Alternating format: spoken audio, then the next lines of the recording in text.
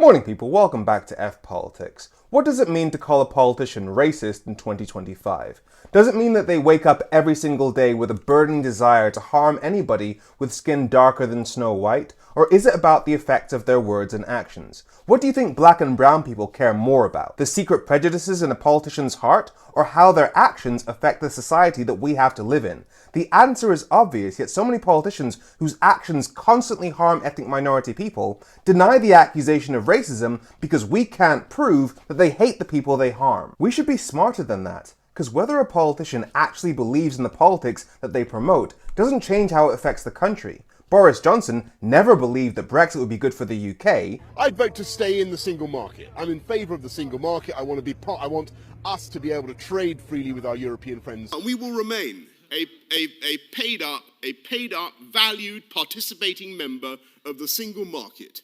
And there is under no circumstances, in my view, will a British government adjust that position. But did that make Brexit any less damaging or him any less responsible for the damage that it did? Is he not objectively still a Brexiteer simply because he never believed in it? Similarly, black and brown people don't really care whether politicians dream of hurting us, we care that their politics does. For example, any politician who refers to the prison sentences that were given to the people who incited the riots in 2024 as just Keir Starmer locks people up who say nasty things on Facebook is endangering black and brown people, because those posts included telling hundreds of people to burn down hotels with asylum seekers inside, and generally encouraging terrorism in opposition to non-whites being allowed to live here. Those politicians watched an Asian man be pulled from his car in Hull, a black man be attacked in a crowd of thugs in Manchester. But these politicians are making the free speech argument against the imprisonment of those who incited this violence, which would allow them to do it all again. Whether those politicians actually hate black and brown people doesn't change the fact that their agenda supports us being hunted in the streets. So if I call them racist, that's what I mean. And sometimes calling them racist is a simple matter of basic maths or deduction. If a politician only discusses grooming gangs within the context of the Pakistani men who were involved, when the Home Office figures show that it is most commonly white men involved, that politician does not care about protecting the victims. They just want to stir up anger against Pakistani men. The failure of authorities to protect the victims of gang sexual abuse is part of our society's problem with believing women and girls. Meanwhile, Nigel Farage is best friends with Donald Trump, who a court has found to have raped E. Jean Carroll. Reform Deputy Leader Richard Tice said he didn't believe that fellow Reform MP James McMurdoch repeatedly kicked his girlfriend, despite being convicted of the crime. So I'm on his side. I disagree with what else is saying. So you don't think he kicked her then? Is that what you're saying? I'm trusting James. He's bang on the money.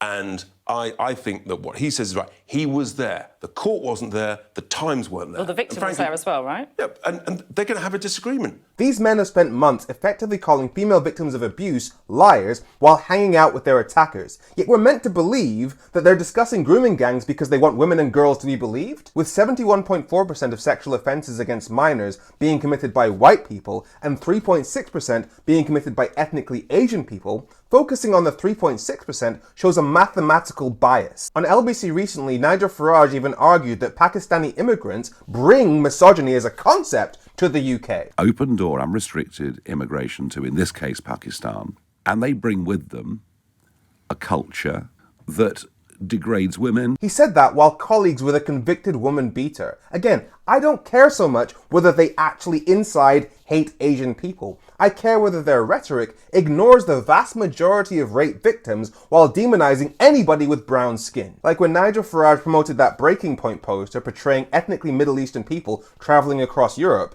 it wasn't his inner thoughts that worried people enough to report it to the police. It was the effect that it had on society. The rise in hate crime around the referendum was one of the worst that we've seen in years. Because the UK was never part of the EU's common asylum policy, so the people in that poster had no EU-based asylum rights to enter the UK, and they obviously couldn't enter via EU free movement because they weren't EU citizens. He just chose to use brown faces to scare people about European migration, even though it made literally zero legal sense. And as a member of the European Parliament, he would have known the truth of that, so it's likely that he literally did not believe in the racist messaging he was spreading. He was simply using racism as a tool to win votes. Like, Does the person who genuinely believes in racism privately deserve to be called racist more than the person who weaponizes racism to gain power? Like, who's more damaging to society? The simple fact is that the UK has systems in place that make life harder for black and brown people. That includes the fact that black and brown people have to send about 80% more job applications to get a call back when they're applying for work, compared to white people with the exact same qualifications. It includes black people being stopped and searched by police 7 times more than white people. This creates a poverty to prison pipeline that feeds itself. So any politician that sits in a position of influence and either does nothing to solve the problem of racism, or worse still, denies that it exists, is consciously preventing the problem being solved.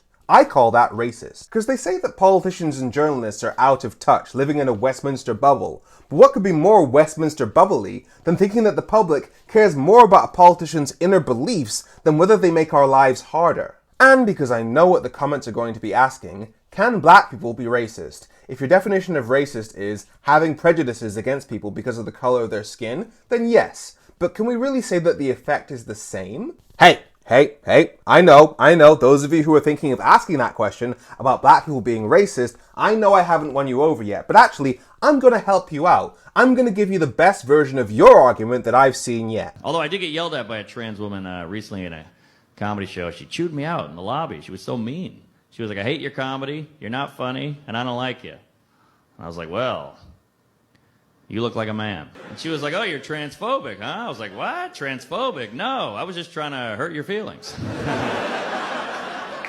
You said the meanest stuff you could say to me, so I assume it's the meanest stuff I can say to you. Why would I be transphobic? I was like, do you hate all comedians? She was like, no, just you. I'm like, yeah, that's how I feel.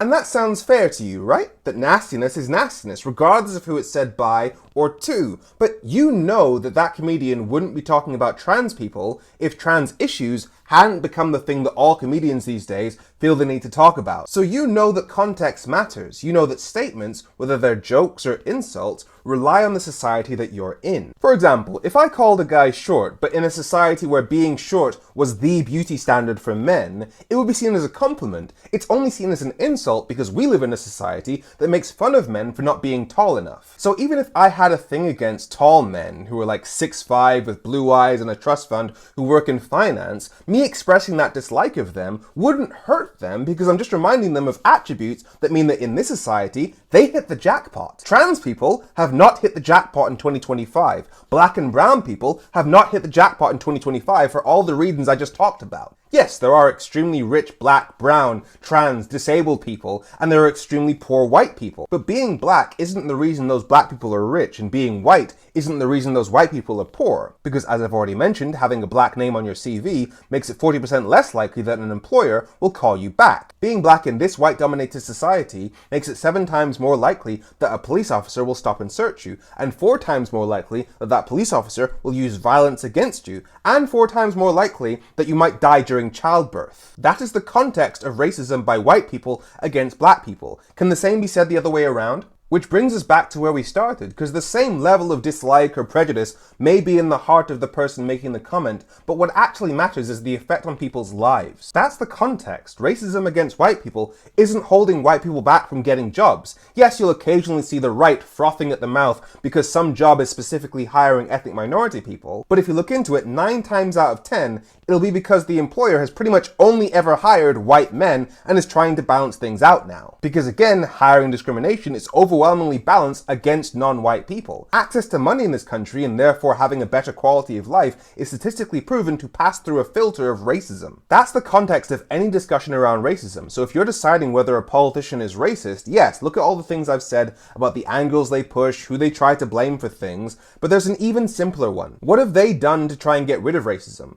Because again, I don't care what's actually in a politician's hearts. If you want proof that Nigel Farage has always been a racist piece of garbage inside, then check out what Led by Donkeys uncovered about him in his past. But as a black person living in the UK now, I care about whether the actions of our current politicians help or endanger the lives of ethnic minority people. And the status quo, for all the reasons I just said, is bad for ethnic minority people in the UK. So just like how under English law, if you see somebody injured on the street and you take them home and you let them die on your sofa, you are criminally liable for for their deaths because you deprive them of the chance that somebody else could have taken them to a hospital, any politician who sits in office and doesn't lift a finger to address the systemic racism that damages the lives of millions of people is depriving them of the chance that another politician will actually address those problems. I don't care what party you're from, whether you're Labour, Tory, Green or Reform. If you can't tell me what you've done to improve equality in the UK, then you are on the side of inequality. Especially if when the topic of racism does come up, all you seem to care about is saying that you're not racist, saying we should stop talking about racism, or pointing to your ethnic minority candidates who you've hired specifically because they oppose equality just as much as you do. So when it comes to racism, I don't give a fuck what's in your heart. What matters is whether your policies and rhetoric disproportionately blame ethnic minorities. What matters is whether you've actually lifted a finger to end racism. What matters is how your politics affects the lives of ethnic minority people. And if you're failing those tests, you are racist.